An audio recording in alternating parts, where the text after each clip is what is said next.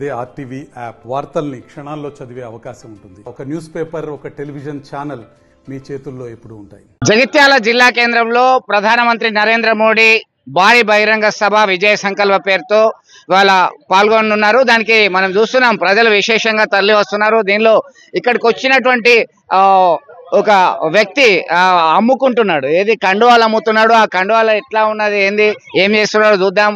ఇక కాసే हैदराबाद हैदराबाद हाँ कितने हुआ है गिराकी कैसा है? अच्छा है, 100 रुपए में बेचने का है। क्या गिराकी कैसे है? अच्छा है, अच्छा है। अच्छा है। हर मीटिंग को जाते हम। कितने में सेल करते हैं? 100 रुपए। 100 रुपए में। किधर से है? हैदराबाद।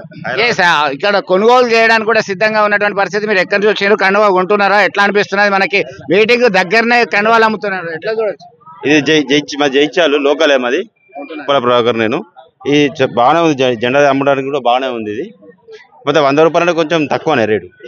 పర్వాలేదా? పర్వాలేదు, అంటే మనకి ఇండికేషన్ సింబల్ గా కనబడుతుందా? కనబడుతుంది. ఇది చాలా బాగుంది.